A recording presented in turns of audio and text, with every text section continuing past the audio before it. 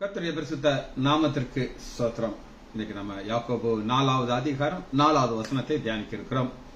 யாக்கோபு 4:4 ஜெபத்தோடு இந்த செய்திகளை கலந்து செல்வோம். உமக்கு மகிமை தருகிறாம், அம்மில் தான் மகிழ்ச்சி அடைகிறாம். உமக்கு மகிமை தருகிறாம், அம்மில் தான் மகிழ்ச்சி அடைகிறாம். Alleluia, Alleluia, Alleluia, Alleluia. தாழ்மையில் அடிமையை நோக்கி பார்த்தீரே, தாழ்மையில் அடிமையை நோக்கி பார்த்தீரே, உயர்த்தி மகிழ்ந்தீரே, ஒரு கோடி சோஸ்திரமே. உயர்த்தி மகிழ்ந்தீரே, ஒரு கோடி சோஸ்திரமே. உப்பர உப்பர உரரரா, உக்கர உக்கரரிரரா, உபரரா உரிரரா. வாலியோனை அகற்றினீர், தாழ்ந்தோனை உயர்த்தினீர். வாலியோனை அகற்றினீர், தாழ்ந்தோனை உயர்த்தினீர். பசித்தோரை நன்மைகளால் திருப்தியாக்கினீர். பசித்தோரை நன்மைகளால் திருப்தியாக்கிறீர். உப்பர உப்பர உபரரா, உப்பர உப்பர உகரரா, ரீகரரா ரீனரரா. வல்லவரே மகிமையால் அதிசயம் செய்தீர். வல்லவரே மகிமையால் அதிசயம் செய்தீர். வந்தன் திருநாமம் அதிசயமானதே, வந்தன் திருநாமம் அதிசயமானதே. அமக்கு மகிமை தருகிறோம், உம்மில் தான் மகிழ்ச்சி அடைகிறோம். அல்லேலூயா, அல்லேலூயா. கன்மலையின் விடுப்பில் வைத்து கரத்தால் மூடுகிறீர். கன்மலையின் விடுப்பில் வைத்து கரத்தால் மூடுகிறீர். என சொல்லி பாடுவேன் என் இதய வேந்தனே, என சொல்லி பாடுவேன் என் இதய வேந்தனே. இயேசுவின் நாமத்தினாலே ஜெபங்களை பிதாவே, ஆமென். கர்த்தருடைய பரிசுத்த நாமத்திற்கு ஸ்தோத்திரம். Janaki Ammal, Kavitha sister praise the lord, Suresh Leela praise the lord, Arokiyaraj brother praise the lord, Nagarathnam Ammal praise the lord. வாசிப்பமா யாக்கோபு 4வது அதிகாரம் 4வது வசனம். மிக மிக மிக கருகலான வசனம், கடினமான வசனம், ஒரு முரட்டாட்டமான வார்த்தையாக வெளிப்படுகிறது. விபச்சாரக்காரரே, விபச்சாரிகளே. யாக்கோபு இதுக்கு முன்னாடி எப்படி சொல்லுவார் அப்படின்னு கேட்டீங்கன்னா, சகோதரரே, பிரியமான சகோதரரே அப்படின்னு சொன்ன அதே யாக்கோபு மிக மிக கடினமான வார்த்தை வெளிவந்தது. மிக கருகலான ஒரு வார்த்தை. ஆவியானோடைய ஒத்தாசையோடு நம்ம தியானிக்க போகிறோம். பெரிய ஆசீர்வாதம் நமக்கு கிடைக்க இருக்கிறது. விபச்சாரரே, விபச்சாரே, உலக சிநேகிதம் தேவனுக்கு விரோதமான பகை என்பதை அறிகிறீர்களா? யாரை பார்த்து சொல்லுகிறார் அப்படின்னு கேட்டீங்கன்னா, இவங்க உலகத்தோட ஒன்றிட்டாங்க. இவங்களுடைய வாழ்க்கை போதகராக ஆரம்பிச்சிருச்சு. போதகராக ஆரம்பிச்சு அவங்களுடைய வார்த்தை சொல்லிட்டே இருக்கிறாங்க. ஆனா அது உலகத்தோட மாறிடுச்சு. ஆகையால் உலகத்து சிநேகிக்க விரும்புகிறவர்கள் தேவனுக்கு பகைஞரா இருக்கிறார்கள். தேவனுக்கு பகைஞரா இருக்கிற ஒரு கூட்டத்தை பார்த்துக்கிட்டு இந்த கடினமான வார்த்தை சொல்கிறார். விபச்சாரரே, விபச்சாரிகளே. ஆம்பளையும் சொல்லிட்டாரு, பெண்களையும் சொல்லிட்டாரு. சரி, இதுக்கு ஒரு திறவுகோல் வார்த்தை இருக்குது. அதை நீங்க பிடிச்சீங்கன்னா உங்களுக்கு பதில் கிடைச்சு.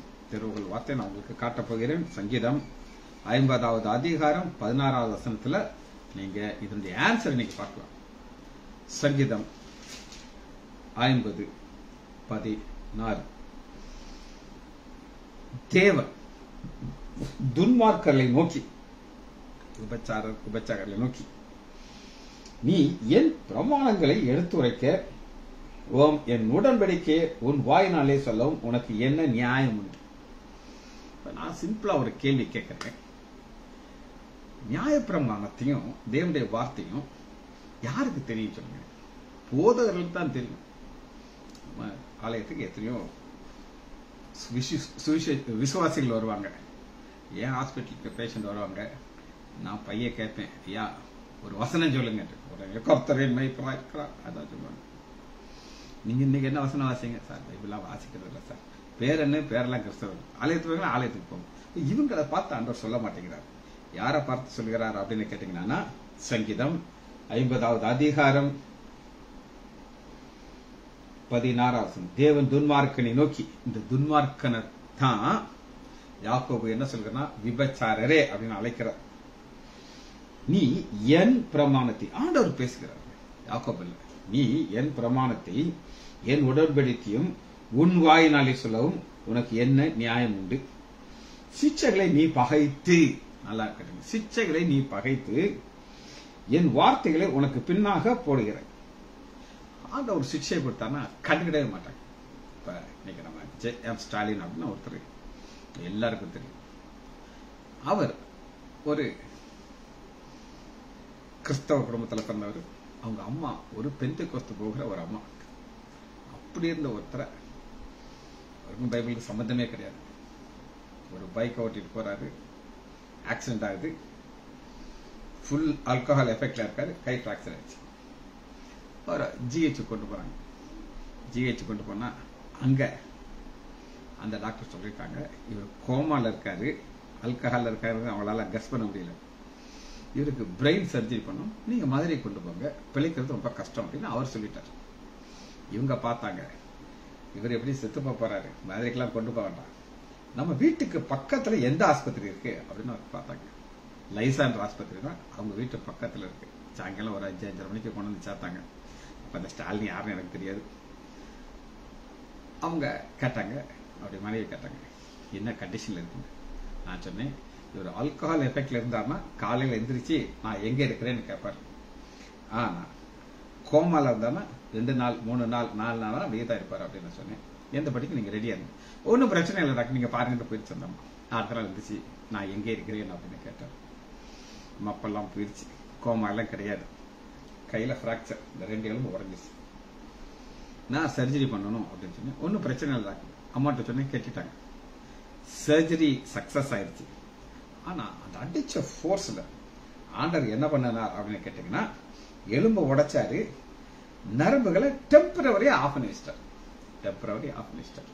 பெர்மனண்டா போயிருச்சுன்னா கையெல்லாம் சும்பி போய் பிளாக் ஆகி செத்தே போயிடும். அது ஒரு டெக்னிக், அது அவருக்கு தான் தெரியும். அந்த மாதிரி ஒரு அடி அடிச்சு கையை என்ன செஞ்சாரு, பேரலைஸ் ஆக்கி வச்சிட்டார். கையை பிடிச்சு இந்த மாதிரி மடங்கிடுச்சு, உயிர் இருக்கும், அசையாது. ஆபரேஷன் சக்சஸ், தையல் போட்டாச்சு, தையல் எடுத்தாச்சு, பிளேட் வச்சாச்சு, பிளேட் நல்லா இருக்கு, அதுல ஒன்றும் பிரச்சனை இல்லை. அவர் என்ன சொல்றாரு, சார் கார் பஸ் ஓட்டணும் சார், இந்த கையை வச்சு ஓட்ட முடியாது, ஒரு டீ கூட என்னால் ஆற்றி வைக்க முடியாது, அதுக்கு 2 கை வேணும். பார்பர் ஷாப்ல போய் முடி வெட்டினாலும் என் மனைவிட்டு தான் ரூபா கேட்கணும், அது டீச்சர் அந்தம்மா, ஏதாச்சும் செய்யுங்க சார் அப்படின்னு. நான் முழங்கால் பண்ணிட்டு அந்த கை மேல என் கையை வச்சு ஜெபம் பண்ணிட்டே இருந்தேன். ஜெபம் பண்ண அவர் அப்படி கண்ணீர் விட்டு அழுகிறார். அவர் சொல்றாரு, எங்க அம்மா இறந்தப்ப கூட நான் அழல சார், அப்போ ஒரு ஆல்கஹால் எஃபெக்ட்ல இருந்தேன், ஆனா எனக்கு என் கை வேணும் சார். எல்லாரும் ஜெபம் பண்ணோம், கை கொஞ்சம் கொஞ்சமா அசைய ஆரம்பிச்சிச்சு. அப்புறம் வேலைக்கு போயிட்டாரு. அப்புறம் பாட்டில தூக்குறதுக்கு பதில் பைபிளை தூக்கினார். பைபிளை தூக்கி ஒரு பைபிள் டீச்சரா மாறிட்டார். இன்னைக்கு நான் என்ன போதிக்கிறேனோ அந்த அளவு அவருக்கு ஒரு ஞானம் இருக்கும். காரணம் என்ன, சிக்ஷையே அவர் அக்செப்ட் பண்ணிட்டார். சங்கீதம் 50வது அதிகாரம் 16வது வசனத்துல தேவன் துன்மார்க்கனை நோக்கி, நீ என் பிரமாணத்தை எடுத்துரைக்க. இந்த என் பிரமாணங்கிறது இந்த பிஜேபி காரங்க தெரியுமா, RSSக்கு தெரியுமா, கிறிஸ்தவ மதத்தை தவிர வேற யாருக்காவது தெரியுமா? வேற ஒரு மதத்துல இருந்து ஒரு அண்ணன் என்னை பார்க்க வந்தார், ஒரு முஸ்லீம். அவர் சொல்றாரு, உங்க இயேசு ஆடு மேய்க்கிற வரலங்க. ஆடு மேய்க்கிற வராங்க, என்ன சொல்றீங்க அப்படின்னு. இல்ல அவர் எப்படி ஒரு தோல்ல ஒரு ஆட்டுக்குட்டியை போட்டாப்புல படம் பார்த்திருக்கேன், அப்ப அவர் ஆடி மேய்ப்பாருங்க அப்படின்னாரு. அப்படி இல்லைங்க, நம்மள ஒரு ஆடா பாக்குறாரு ஒரு மெய்ப்பெண். அந்த மெய்ப்பெண்கிற ஒரு கம்பாரிசன்ல தான் நானே நல்ல மெய்ப்பெண்கிறாரு. ஆனா அவர் எங்கேயுமே ஆடு மேய்ச்சதாக ஏன் பைபிள் இல்ல. அவரு ஊழியத்துக்கு வர்றதுக்கு முன்னாடி அவருடைய தகப்பனாராகிய யோசேப்பு தச்சு வேலையை பார்த்தார். சார் நான் தப்பா நினைச்சுக்கோங்க சார், நான் இப்படிதான் நினைச்சேன் நானு அப்படின்னாரு. அவங்களுக்கு பேசிக்காவே தெரியாது ஒண்ணுமே, அவங்களுக்கு அப்படி போதிக்க முடியல. அதனால சங்கீதம் 50வது அதிகாரம் 16வது வசனம், துன்மார்க்கனை தேவன் துன்மார்க்கனை நோக்கி, நீ என் பிரமாணத்தை எடுத்து உரைக்கவும் என் உடன்படிக்கை உன் வாயினால் சொல்லும் உனக்கு என்ன நியாயம்? சிக்ஷைகளை நீ பகைத்து என் வார்த்தைகளை உனக்கு பின்னாக இருந்து. ஸ்டாலின் சிக்ஷையை அக்செப்ட் பண்ணிக்கிட்டார். அதனால அவர் என்ன ஆயிட்டார்? போதகர் ஆயிட்டார். அடுத்து பாருங்க 18வது வசனம், சங்கீதம் 50:18, நீ திருடனை காணும் போது அவனோடு ஒருமித்து போகிறாய், விபச்சாரக்காரரோடு உனக்கு பங்கு. இந்த வசனம் எப்படி அந்த யாக்கோபு 4வது அதிகாரம் 4வது வசனத்துல யாக்கோபு விபச்சாரக்காரிகளே சொன்னானா, இது லிட்ரல் விபச்சாரம், ப்ராஸ்டியூஷன் கிடையாது, ப்ராஸ்டியூட்டும் கிடையாது. இது ஆண்டவர் வார்த்தையை தெரிந்து கொண்டு அவங்க போதிக்கிறாங்க. ஆனா அவங்க வாழ்க்கையில யாரோட பங்கு இருக்கு அப்படின்னு கேட்டீங்கன்னா, நீ திருடனுக்கான உபச்சாரம் உனக்கு பங்கு உண்டு. அடுத்து பாருங்க, உன் வாயை பொல்லாப்புக்கு திறக்கிறாய், உன் நாவு கற்பனைகளை பிணைக்கிறது. அருமையா அந்த வசனம் பாருங்க, நாவு. யாக்கோபு 3வது அதிகாரம் பொழுது நாவை குறித்து தான் சொல்றாரு. அந்த நாவை எதுக்கு யூஸ் பண்ணணும் அப்படின்னு கேட்டீங்கன்னா, ஆண்டவர் துதிக்கிறதுக்கு யூஸ் பண்ணணும். ஆனா இவங்க எதுக்காக யூஸ் பண்றாங்கன்னா, திருடுறதுக்கு. திருடுறதுன்னா லிட்ரலி இந்த ஊழியக்காரர்களுடைய வாழ்க்கையில பாத்தீங்கன்னா, பணத்துக்காண்டி என்னன்னாலும் செய்வாங்க. ஒரு பெரிய ஊழியக்காரர், பேர் சொல்ல மாட்டேன், இன்னைக்கு எங்க இருக்காருன்னு எனக்கு பரலோகத்துல இருப்பார். நான் அவரு திடீர்னு ஒரு அனௌன்ஸ்மெண்ட் கொடுத்துட்டார். என்ன அனௌன்ஸ்மெண்ட்னா, நான் ஒரு தங்க சாவியை நான் உங்களுக்கு கொடுக்கிறேன் சொல்லி ஒரு 20 வருஷம் நான் ரட்சிக்கப்பட்ட டயத்துல அந்த தங்க சாவியுடைய விலை 1 லட்சம் ரூபாய். எனக்குலாம் 1 லட்சம் பெரிய அமௌண்ட். நீங்க 1 லட்சம் கொடுத்து தங்க சாவி வாங்கி உங்க பெட்ரூம்ல அதை மாட்டி வச்சிடணும். மாட்டி வச்சிட்டீங்கன்னா நீங்க மறிக்கும் பொழுது அந்த சாவியின் மூலமாக நீங்க பரலோகம் பெறலான்ட்டு சொன்ன. அநேகர் அதை வாங்கின. என்கிட்ட கேட்காது, அந்த வியாபார ஆளே கிடையாது. அப்ப இவங்களுக்கு என்ன இருக்குன்னா, உன் வாயை பொல்லாப்புக்கு திறக்கிறாய், உன் நாவு கற்பனைகளை பிணைக்கிறது. கற்பனை ஆண்டோட திட்டம் என்ன, நோக்கம் என்ன, எப்படி பரலோகம் பண்ணுறதை கம்ப்ளீட்டா மாத்திடுவாங்க. மாத்தி இவங்க ஒரு சொந்தமாக ஒரு பிளான் கொண்டு வந்துருவாங்க. அப்படி கொண்டு போய் அவங்க சேர்த்துறாங்க. முன்னே எப்படி இருந்தார்கள் அப்படின்னு கேட்டீங்கன்னா, சங்கீதம் 73வது அதிகாரம் 73:22 இப்படித்தான் இருந்தோம். 73:22, நான் காரியம் அறியாத மூடனா இருந்தேன். ரட்சிக்கப்படுறதுக்கு முன்னாடி நான் உமக்கு முன்பாக மிருகத்தை போல் இருந்தேன். இந்த மிருகம் எப்படி இருந்துச்சு அப்படின்னு நீங்க கேட்டீங்கன்னா,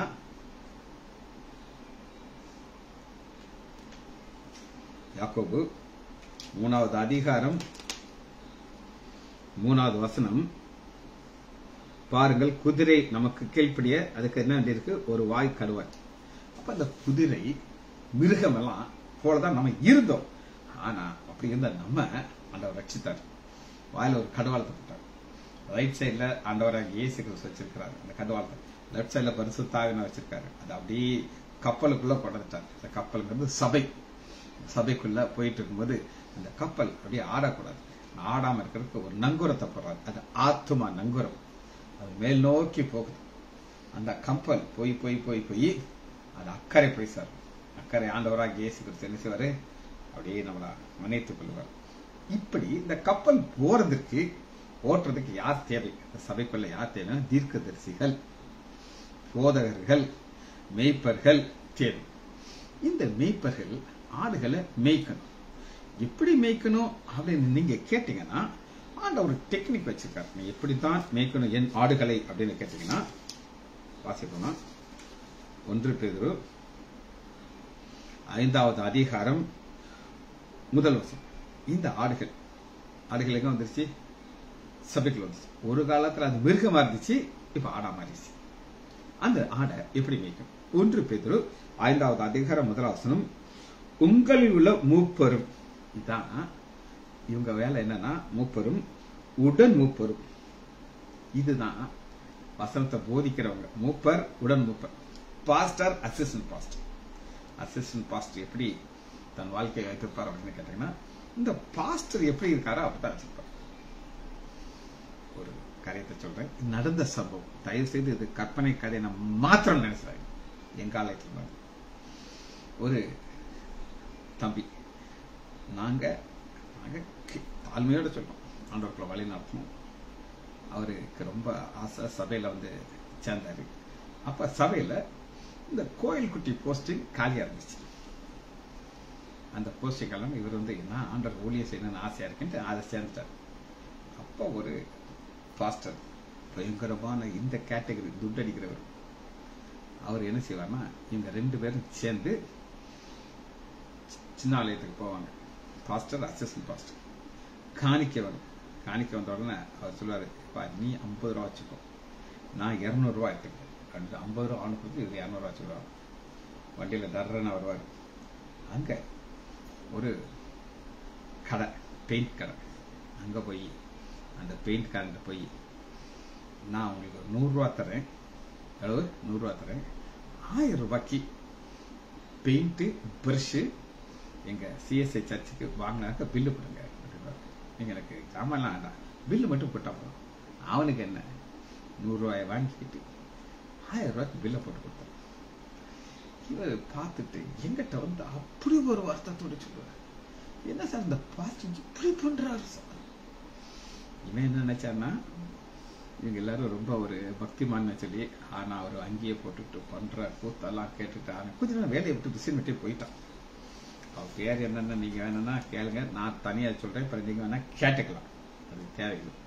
இப்ப ஆண்டவர் இந்த போதகர் மூப்பர்ல எப்படி எதிர்பார்க்கிறார் அப்படின்னு கேட்டீங்கன்னா, 1 பேதுரு 5வது அதிகாரம் 1வது வசனம், உங்களில் உள்ள மூப்பரும் உடன் மூப்பரும் கிறிஸ்துவின் பாடுகளுக்கு சாட்சி, இனி வெளிப்படும் மகிமைக்கு பங்கல். இனி வெளிப்படும் மகிமை.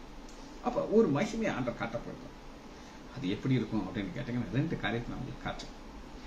நம்முடைய ஆண்டவராகிய இயேசு கிறிஸ்து எப்படி இருக்கிறாரோ அது போல நம்மளை மாற்ற போகிறார். 1 யோவான் 3வது அதிகாரம் 2வது வசனம், அது ஒரு வெளிப்படுற மகிமை. நமக்கு உள்ளும் புறமும் ஆசீர்வதிக்கிறார், நமக்கு கிரீடங்களை கொடுக்கிறார், வாசஸ்தலத்தை கொடுக்கிறார். இதெல்லாமே சேர்த்து ஒரே வார்த்தையில பேதுரு போட்டுட்டார், இனி வெளிப்படும் மகிமைக்கு பங்காளி. பங்காளின்னா என்ன சொல்லுங்க? எங்க ஆஸ்பத்திரியில எங்க அண்ணன் தம்பி 3 பேர் பங்காளி. பங்காளி சண்டை கேள்விப்பட்டிருக்கீங்களா? அவங்க ரோட்ல வரலாம், அதை சேர முடியாது. பங்காளியும் நான் புத்தி சொல்லுகிறது என்ன வேண்டாம், புத்தி சொல்லுகிறார். புத்தி சொல்லும் பொழுது இவர் எப்படி யூஸ் பண்றாரு அப்படின்னு கேட்டீங்கன்னா, 2வது உங்களில் உள்ள மந்தையை, தேவனுடைய மந்தையை நீங்கள் மேய்த்து கட்டாயமாக அல்ல, மனப்பூர்வமாய் அவலட்சணமான ஆதாயத்திற்காக அல்ல, உற்சாகம் அனுப்புவது. உங்களில் உள்ள தேவனுடைய மந்தையை நீங்கள் மேய்த்து. அப்ப ஆண்டவர் அந்த வேலையை கொடுத்திருக்காரு. என்ன வேலையை கொடுத்திருக்காரு? மந்தையை மேய்க்கிற ஒரு மெய்ப்பனுடைய வேலையை கொடுத்திருக்காரு. மெய்ப்பன். எங்களுக்கு இல்ல ஆடுகள் இருக்கு. இங்க நீங்க நம்ம தம்பி எபனேசர் இருக்கார், ஒரு வக்கீலாக 1 வருஷத்துல முடிச்சுட்டு வந்துருவார் நான் நினைக்கிறேன். 3 வருஷம் கோர்ஸ். அவங்க அப்பா ஒரு தடவை என்கிட்ட கேட்டார், டாக்டர் எனக்கு ஒரு அசிஸ்டன்ட் வேணும், எனக்கு அசிஸ்டன்ட் இல்லை, நீங்க அதுக்காக ஜெபம் பண்ணுங்க அப்படின்னாரு. நான் சொன்னேன், கொஞ்சம் வெயிட் பண்ணுங்க, கொஞ்ச நாள் உங்க பையனே அசிஸ்டண்டா வந்துடும், அது முடியுமா அப்படின்னு. அப்ப தம்பி +2 படிச்சுட்டு இருக்காரு, இதுவும் ரிசல்ட்டே வரல. +2 ரிசல்ட்ல பாஸ் ஆயிடுவாருன்னு அவங்க அப்பா ஒரு சின்ன சந்தேகம் இருந்துச்சு. ஆனா ஆண்டவர் அதிசயமாக பாஸ் கொடுத்து இப்ப எங்க போயிட்டாரு? லா காலேஜுக்கு போயிட்டாரு. அப்ப இவர் அசிஸ்டன்ட். யாருக்கு அசிஸ்டன்ட்? அப்பாக்கு. அங்க போயிடலாம், சீக்கிரம் வந்துடும், நாங்கெல்லாம் பார்ப்போம். ஆனா இங்க என்ன சொல்றாரு அப்படின்னு கேட்டீங்கன்னா, உங்களுள்ள தேவனுடைய மந்தையை நீங்கள் மேய்த்து கட்டாயமாக அல்ல. ஆனா இப்ப என்ன நடக்குது அப்படின்னு நீங்க கேட்டீங்கன்னா, ஒரு ஆலயம் இருக்கு. இந்த ஆலயத்துல நிறைய பணக்காரர்கள் இருக்காங்க. குறிப்பாக 5 கிரீம் இருக்காங்க. கிரீம். அந்த ஆலயத்துக்கு ஒரு வெளியிலேருந்து ஒரு ஸ்பீக்கர் வரான்னா ஒரு மீட்டிங், ஒரு கன்வென்ஷன் மீட்டிங் நடத்துவாங்க. அப்போ அந்த 5 பேரையும் கூப்பிடுவார் அந்த பாஸ்டர். உன் வேலை என்னன்னா, அந்த ஸ்பீக்கர் சென்னையிலேருந்து வர்றாரு, ஃப்ளைட் டிக்கெட் நீ போட்டு என்னைக்கு போட்டு என்னைக்கு ரிட்டர்ன் ஃப்ளைட்டு, அது உன் வேலை. அதோட உன் வேலை முடிஞ்சிச்சு. இன்னொருத்தனை கூப்பிட்டாரு. உன் வேலை என்னன்னா, அவரை போய் மதுரை ஏர்போர்ட்லேருந்து கூட்டிட்டு வந்து உன் வீட்டில் வச்சுக்கணும், சாப்பாடு கொடுக்கணும், அவரை மீட்டிங் கூட்டணும், அதெல்லாம் உன் வேலை. இப்படியே 5 பேருக்கு வேலையை கொடுத்துட்டு போய்வார். இது கட்டாயமாக அவங்க செய்யணும். ஆனா ஆண்டவர் என்ன சொல்றாருன்னா, 1 பேதுரு 5வது அதிகாரம் 2வது வசனம், நீங்கள் மேய்த்து கட்டாயமாக அல்ல மனப்பூர்வமாய். அவங்க இருதயத்திலிருந்து அதை செய்யணும். நான் இதை செய்யறேன் ஆண்டவருக்காக அப்படின்னு சொல்லி செய்யணும். அப்படி செஞ்சு உற்சாகம் பண்ணதோடு இருமாறு மந்தைக்கு மாதிரிகளாகவும், மந்தைக்கு மாதிரி. அப்ப உங்களுடைய ஆடை நீங்க மேய்க்கும் போது அந்த ஆடை அருமையாக அதை வளர்க்கணும். என்னுடைய ஒரு காரியத்தை நான் உங்களுக்கு சொல்றேன். யார் யாரெல்லாம் என்னுடைய ஊழியத்தோட கூட இருக்கிறாங்களோ அவங்க போதகர் ஆகணும்னு ரொம்ப பர்டிகுலரா இருக்கு. தம்பி எபனேசர் இருக்காரு, அவர் ரொம்ப என்னோட க்ளோஸா இருப்பார் ஒரு காலத்தில். இப்ப தம்பி இப்பதான் ரேரா தான் வருவார். அந்த நேரத்தில் என்ன நடக்கும் அப்படின்னு கேட்டீங்கன்னா, நான் அவர்கிட்ட சொல்ல, நீ தம்பி ஒரு மெசேஜ் கொடுக்கணும் அப்படின்னு சொல்லி. அப்ப அவர் 4வது ஆணி, ஆண்டவராகிய இயேசு கிறிஸ்து 3 ஆணிகளை தொங்கிக்கிட்டு இருந்தார். ஒரு ஆணி ரைட், ஒரு ஆணி லெப்ட், ஒரு ஆணி 2 கால்கள் இணைத்து. 4வது ஆணி என்னன்னா, அவருடைய மேல ஒரு விலாசம் தொங்க விட்டுருக்காங்க. அது 4வது ஆணி. அது ஒரு செய்தி தான் சொன்னேன். அதை தம்பி அழகா அதை எடுத்து அவர் அதை யூடியூப்ல போட்டார். அதுக்கப்புறம் அதை மறந்துட்டார், அது வேற கதை. ஆனா ஒரு போதகர் ஆகணும்னு ரொம்ப பர்டிகுலரா இருக்கு. ராஜேஷ் இருக்காரு, அவரெல்லாம் போதகருக்குல அவருடைய போதகர் ஆயிட்டார். பல ஆலயத்தில் போய் செய்தி கொடுத்திருக்காரு. அதைத்தான் நான் இங்க பாக்குறேன். அப்படி செய்தால் என்ன ஆசீர்வாதம் அப்படின்னு கேட்டீங்கன்னா, 1 பேதுரு 5வது அதிகாரம் 4வது வசனம், அப்படி செய்தால் கண்டிஷன் இதுல எதுவுமே நீங்க விடக்கூடாது. செய்தால் பிரதான மேய்ப்பன் வெளிப்படும் பொழுது மகிமை இல்ல வாடாத கிறிஸ்து. பிரதான மேய்ப்பன் யாரு? இப்ப 2 பேரை நான் கட்டுறேன். நாங்கெல்லாம் ஒரு மேய்ப்பன். என் கீழே சில ஆடுகள், ஆடுகளை மேய்க்கிறது என் வேலை. ஆடு என்னை முட்டும், சில ஆடு என்னை திட்டும், சில ஆடு என்னை போதகர் என்ன சொல்லும், பல காரியங்கள் இருக்கும். ஆனா அப்படி நான் செய்தால் பிரதான மேய்ப்பன் வரும்பொழுது எனக்கு ஒரு ஆசீர்வாதத்தை கொடுப்பார். சரி, இந்த மிருகத்தை ஆண்டவர் எப்படி கொண்டு போனார் அப்படின்னு நான் உங்களுக்கு காமிச்சேன். வசனம் எடுத்துக்கொள்ளுமா? ஏசாயா 57வது அதிகாரம் 2வது வசனம். 57:2, இப்படி மேய்த்தவர்கள். நான் சொன்னேன் பாத்தீங்களா, 1 பேதுருல பேதுரு சொன்னது மாதிரி மேய்த்தவர்களுக்கு நிலைமை காமிச்சிருக்கு. வாசிப்போமா? ஏசாயா 57வது அதிகாரம் 2வது வசனம், நேர்மையாய் நடந்தவர். அவங்க ஆதாயமே எதிர்பார்க்க மாட்டாங்க. என்ன ஆதாயம்? எப்படி ஏமாத்தலாம், எப்படி ஒரு விசுவாசம் இருந்து நம்ம பணத்தை வாங்கலாம். இன்னொரு சூப்பரான பிசினஸ் அவங்க செய்துகிட்டு இருக்கிறாங்க. ஜெப எண்ணெய் அப்படின்னு 1, 2வது ஜெப கைக்குட்டை. இதெல்லாமே பாத்தீங்கன்னா இதெல்லாத்துக்கும் அவங்க ஒரு பேர் வச்சிருக்காங்க. நீங்க பணம் கொடுக்க கூடாது, அதை காணிக்கைன்னு சொல்லி வாங்கிக்கணும். என்னது? காணிக்கை, நன்கொடை. ஆனா காசு கொடுக்கணும். அதுக்கு பேர் என்னது? நன்கொடை. ஆனா அப்படி இல்லாதபடி கரெக்டா மேய்த்து மந்தையை சேர்த்துட்டாங்க. அவங்க முடிவை பாருங்க. ஏசாயா 57வது அதிகாரம் 2வது வசனம், நேர்மையாய் நடந்தவர்கள். இப்படி நேர்மை, ஆதாயம் எல்லாம் கிடையாது. சமாதானத்திற்குள் பிரவேசித்து தங்கள் படிக்கையில் இலும். சமாதானத்திற்குள் பிரவேசித்து ஒரு பாஸ்டர் வாழ்க்கையுடைய முடிவை நான் உங்களுக்கு காட்ட போயிருக்கேன். முடிவு, அவர் நல்லா வயசாயிடுச்சு. அவருக்கு மூத்தது ஒரு பெண் பிள்ளை. அந்த பெண் பிள்ளை எல்லா ஆண்டவருக்குள்ள ஆசீர்வாதமா இருந்து ஒரு பாஸ்டர் திருமணம் செய்து ஒரு நல்ல ஒரு சபைக்குள்ள வந்துருச்சு. 2வது ஒரு பையன், அவரு அப்பாவுடைய அப்படியே ஃபுட் ஸ்டெப்பை ஃபாலோ பண்ணி அப்பாவுக்கு அப்புறம் அப்பாவோட ரொம்ப அருமையா செய்தி சொல்லி இந்த ஆலயத்தை நடத்திட்டு இருக்காரு. 3வது ஒரு சேட்டை பையன். இப்படி ஒரு பையன் பார்த்ததுக்கு அவருக்கு அனுதினம் அழுவார். ஆண்டவரே இப்படி ஒரு குழந்தைய கொடுத்து பல யோசனைகள் சொல்றாரு. கேட்கவே மாட்டான். அவன் சொல்லுவான், எப்ப நீ லூசுப்பா, வாழ்க்கையை அனுபவிக்கிறத விட்டுட்டு இப்படி பாஸ்ட் இருக்கியப்பா, நீதான் அனுபவிக்கல, எங்களையாவது அனுபவிக்கிட்டு கடினமா பேசிப்போம். முடிவு கடைசி நீ கொஞ்ச நேரத்தில் மறைக்க போயிருக்க. முதல்ல அவர் மனைவியை கூப்பிட்டார். மனைவியை கூப்பிட்டு சொல்றாரு, இன்னைக்கு நான் இந்த நிலைமையில இருக்கிறதுக்கு காரணம் நீ. நான் ஒரு பாஸ்டர்னு தெரிஞ்சு என்னை திருமணம் செய்து நமக்கு அருமையான பிள்ளைகளை பண்ணாங்க. எல்லாத்துக்கும் உன்னையே நான் ஆசீர்வதிக்கிறேன் ஆண்டவருடைய நாமத்துல. ஒரு நாள் பரலோகத்துல நான் உன்னை பார்ப்பேன். அப்ப நான் உன்னை கட்டி பிடிச்சேன். ஐயோ என் மனைவியே, நீ எப்படிலாம் என்னை தாங்கினம்மா, இப்படிலாம் என்னை தாங்கினேன் சொல்லி தலையில கை வச்சு ஆசீர்வதிக்கிறேன். அடுத்து மூத்த மக வர்றேன். மக கையை பிடிச்சிட்டார். மகளே, அப்பாவுக்கு ரொம்ப பெருமைடா உன்னை ஆச்சு. நீ நான் என்னெல்லாம் எதிர்பார்த்தேன் அதை விட ஒரு மேலான ஒரு நிலைமையில இருந்தான். அப்பாவுக்கு இதுவரை ஒரு காரியத்துல கூட நீ வருத்தப்படுத்தல. ஒரு நான் கூட நான் உன்னை கண்டிக்கிறா அப்புறம் ஒரு நிலைமையில வச்சுக்கிறேன். அப்படி நீ கூட இருந்தம்மா. இது ஆசீர்வாதத்தை நான் இருதயத்திலிருந்து உனக்கு நான் கொடுக்குறேம்மா. அந்த பொண்ணை அனுப்பிட்டேன். அடுத்த பையன் வந்தான்.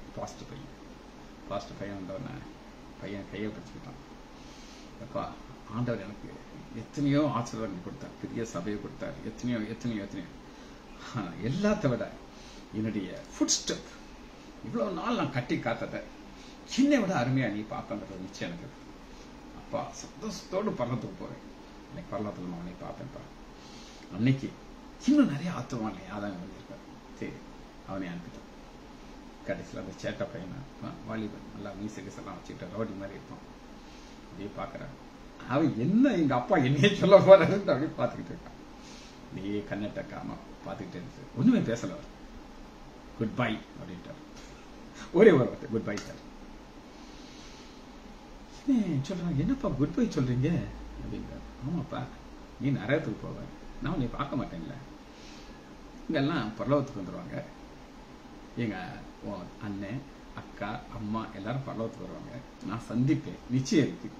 ஒருத்தருக்கு எப்படி ஆச்சரிச்ச முதல்ல, நான் உன்னை பார்க்க மாட்டேன், பார்க்க விரும்பல, குட் பை அப்படின்னு முரஷ்டமா சொன்னார். அவன் அப்படியே முழக்கால் போடுறான். எப்பா, நீங்க அப்படி சொல்லக்கூடாதுப்பா அப்படிங்கிறான்.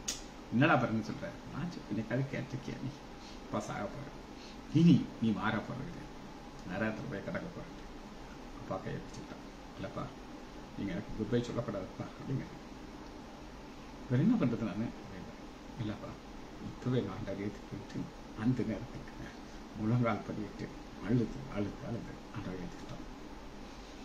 அவர் அப்படியே அவனை கட்டி பிடிச்சிட்டு பிடிச்சிட்டார். இதுதான் ஒரு இந்த வசனம். ஏசாயா 57வது அதிகாரம் 2வது வசனம். நேர்மையாய் நடந்தவர். இந்த பாஸ்டர் எவ்வளவு அருமையா நேர்மையா நடந்து சமாதானத்துக்குள் பிரவேசித்து அந்த கடைசி நேரம் வர என் பையன் கடைசி பையன் நரகத்துக்கு போயிடுவாங்கன்னா அந்த நேரத்தில் அவன் ஆண்டவரை ஏற்றுக்கிட்டான். சமாதானத்துக்குள் பிரவேசித்து தங்கள் படுக்கையில இளைப்பாறுகிறார்கள். இளைப்பாறுவதானது ரெஸ்ட், கவலை லாபம் இளைப்பாறு. இங்க கண்களை மூடும்போது பரலோகத்துல கண்களை திறப்பவங்க நிச்சயம். ஆனா அடுத்த வசனம் பாருங்க. இதுதான் நம்ம யாக்கோபு 4வது அதிகாரம் 4வது வசனத்துல, விபச்சாரக்காரர்களே, விபச்சாரிகளே, உலக சிநேகிதம் தேவனுக்கு விரோதமான பகை என்று அறிவீர்களா? ஆகையால் உலகத்துக்கு சிநேகிதர்கள் தேவனுக்கு பகையா. இதைத்தான் அடுத்த வசனம் பார்க்கணும். ஏசாயா 57வது அதிகாரம் 4 பார்க்கிறவர்களுடைய பிள்ளைகளே. இவங்களுக்கு 4 பார்க்காம இருக்க மாட்டாங்க. ஒரு பாஸ்டர் அவங்களுக்கு சொல்றேன். அந்த பாஸ்டர் ஒரு ஆலயத்துக்கு அடிக்கல் நாட்டுறார். என்னை கூப்பிட்டார். நீங்க ஜெபம் பண்ணணும், நான் அன்னைக்கு அடிக்கல் நாட்ட போறேன். அன்னைக்கு என்னுடைய ஒரு ஸ்டாஃப் ரொம்ப நாளா என்ற வேலை பார்த்த பொண்ணுக்கு கல்யாணம். அவங்க இந்து, அவங்க 4 பார்த்திருக்காங்க. அன்னைக்கு கல்யாணம். அதே நாள் இந்த பாஸ்ட் என்ன செஞ்சிருக்காரு, என் தம்பி சொன்னாரு, இந்த பாஸ்ட் 4 பார்த்திருக்காங்க. இல்லை அவன் பார்க்க மாட்டான். ஒரு நல்ல நாள் பார்த்து 10:30 மணிக்கு உன்னைய கூப்பிடுறாங்க. ஏன்னா 10:30 மணிக்கு தான் முகூர்த்தம் ஆரம்பிக்குது. அது எடுத்து சொல்லும்போது எப்படி நாக்கா சொல்றாங்கன்னா, நிறைய பேசிட்டு இருப்பாங்க. 10:30 மணிக்கு பிறகு வாங்க, அதுக்கு முன்னாடி ராகுகாரம். எல்லாத்தையும் பார்த்த மனுஷன் இருந்தாரு. 57வது அதிகாரம் 3வது 4 பார்க்கிற பிள்ளைகளே, விபச்சாரக்காரனுக்கும் வேசிகளுக்கும் பிறந்த சந்ததியாரே, நீங்கள் இங்கே கிட்டி வாருங்கள். நீங்கள் யாரை பரியாசம் பண்ணீர்கள்? யாருக்கு விரோதமாக வாயை திறந்து நாக்கை நீட்டுகிறீர்கள்? சொன்ன பாத்தீங்களா, சங்கீதத்திற்கு காமிச்சேன். அதே மாதிரி இவங்க நாக்கு நல்லா பிரச்சனை. நாக்கை வச்சு யுத்தம் பண்ணுகிறார்கள். பார்க்கும் பொழுது யுத்தத்தை நான் உங்களுக்கு காமிச்சேன். அந்த யுத்தம் எல்லாம் என்ன வருது, நாவுனால வருது. நீங்கள் துரோகம் பண்ணுகிற பிள்ளைகளும் கள்ள சந்ததியாரும் அல்லவா? பாத்தீங்களா, இதுதான் திருவுகள் வசனம். சரி, இன்னொரு காரியத்தை நான் உங்களுக்கு காட்ட போறேன். நம்முடைய ஆண்டவராகிய இயேசு கிறிஸ்து இதே வார்த்தையை சொல்லுவார். யாக்கோபு சொன்ன வார்த்தை வழக்கமா அவர் என்ன சொல்லுவார்னா, திட்டுவாரு, ஆனா இப்படி திட்ட மாட்டார். மத்தேயு 12வது அதிகாரம் 39வது வசனம். அவர்களுக்கு அவர் பிரதியுத்தரமாக, இந்த பொல்லாத விபச்சார சந்ததியார், பொல்லாத விபச்சார சந்ததியார் அடையாளத்தை தேடுகிறார்கள், ஆனாலும் யோனா தீர்க்கதரிசன அடையாளம் என்று வேறொன்று கொடுக்கும். இப்ப யோனாவுடைய மரணத்தையும் தன்னுடைய மரணத்தையும் ஆண்டவர் காண்பார்கள். இவங்க அடையாளத்தை கேட்கறீங்களா? நான் ஒன்னே ஒண்ணுதான் கொடுப்பேன். அது என்ன தெரியுமா? ஒரு நாள் நான் மரிப்பேன், பூமியின் வயிற்றுக்குள்ள போயிருவேன், 3வது நாள் வெளியே வருவேன். எப்படி யோனா மீன் வயிற்றுக்குள்ள மரித்து இருந்தாங்க. நிறைய பேர் உயிரோட இருந்தாங்கிறாங்க, இன்னும் இறந்துட்டாங்க. அந்த கடைசி நேரத்துல ஜிபம் பண்றாரு, அவரு தண்ணிக்குள்ள போறாரு, கழுத்து எல்லாம் பாய்ச்செல்லாம் சிக்கிடுச்சு, டெட். மீன் முழுங்கிடுச்சு. ஏன் மீன் முழுங்கிச்சு? இல்லைன்னா மற்ற மீன் எல்லாம் பிரிச்சு திட்டும். எங்க வந்துச்சோ வந்து அந்த மீன் செமிக்கல, வாந்தி எடுத்துச்சு, யோனா வெளியே வந்தாரு, உயிர் வந்துச்சு. இதுதான் இங்க உள்ள எக்ஸ்பிளனேஷன். சரி, அடுத்து உலக சிநேகிதம் அப்படின்னா என்னன்னா காட்டப்படுது. உலக சிநேகிதம்னா என்னன்னு பார்க்க போறோம். எடுத்துக்கொள்ளுமா, யோவான் 7வது அதிகாரம் 7வது வசனம். யோவான் 7:7.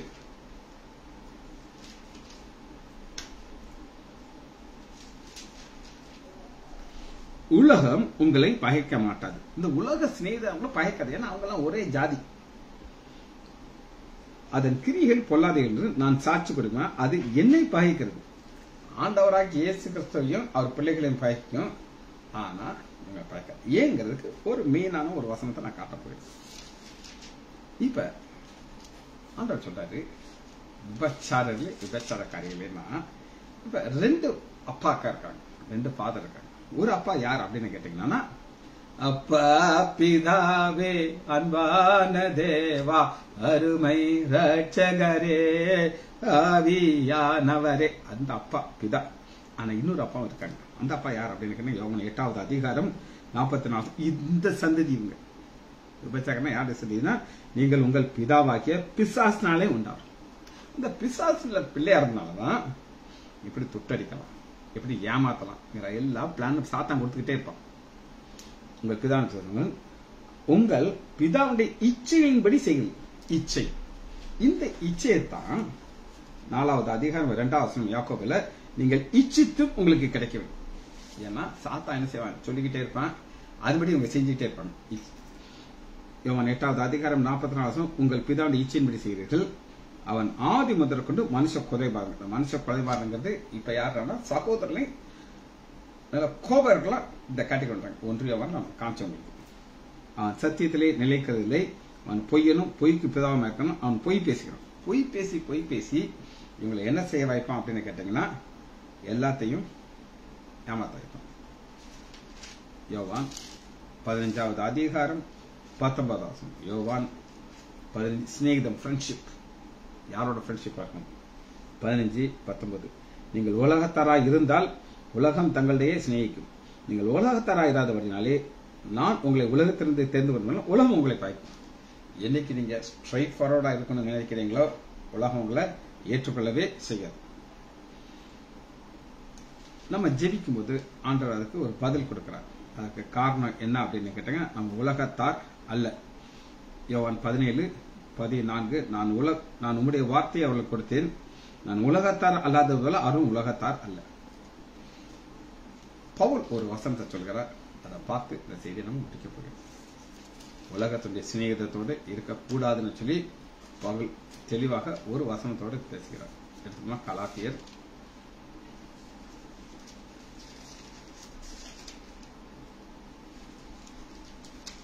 1வது அதிகாரம் 10 2 பேரை போல் சொல்லுகிறார். தேவன் மனுஷன். இப்பொழுது நான் மனுஷரையா தேவனையா, நான் யாரை நாடி போதிக்கிறேன்? மனுஷரை பிரியப்படுத்துகிறேனா? நான் இன்னும் மனுஷரை பிரியப்படுத்தினால் நான் கிறிஸ்துவின் ஊழியக்காரன் அல்ல. இப்ப 2 பேர் இருக்காங்க. மனுஷர்களை எப்படி பிரியப்படுத்துறது? மனுஷனை எப்படி பிரியப்படுத்துறதுன்னு அப்படின்னு நீங்க கேட்டீங்கன்னா, மனுஷனுக்கு எதெல்லாம் பிடிக்குமோ அதெல்லாம் நீங்க சொன்னீங்கன்னா ரொம்ப ஹாப்பியா இருக்கும். ஆனா ஆண்டவரை பிரியப்படுத்துறதுக்கு ஒருத்தரால் தான் முடியும். அது யார்? வாசிப்போமா? யோவான் 15வது அதிகாரம் 26வது வசனம். யோவான் 15:26. இப்ப விபச்சாரக்காரர் இவங்கள்ட்ட யாருமே ஆவியானவர் கிடையாது. வாசிப்போமா? யோவான் 15வது அதிகாரம் 26. பிதாவினிடத்திலிருந்து நான் உங்களுக்கு அனுப்ப போகிற வரம். ஸ்டார்டிங் பிதாட்டிலிருந்து வரப்போகிறார். அப்ப பிதாக்கு என்னெல்லாம் பிடிக்குமோ அதைத்தான் சொல்லிக் கொடுப்பார். பிதாவினிடத்து இருந்து புறப்படுவங்க ஆவியாகிய தேற்றவாளர் வரும்பொழுது அவர் என்னை குறித்து சாட்சி கொடுப்பார். ஆண்டவராக இயேசு கிறிஸ்துவை குறித்து சாட்சி கொடுத்து இந்த வாழ்க்கையை நம்ம வாழும் பொழுது நம்மளுடைய வாழ்க்கை எப்படி இருக்கும் அப்படின்னு கேட்டீங்கன்னா எப்படி இருக்காது. யோவான் 4:4, யாக்கோபு 4:4, விபச்சாரரே உலக சிநேகிதன் தேவனுடைய பாகினி. அவியான் சொல்வாரு, நோ, இது தப்பு, செய்யப்படாது. ரைட், சரி. ஜெபிப்போம்.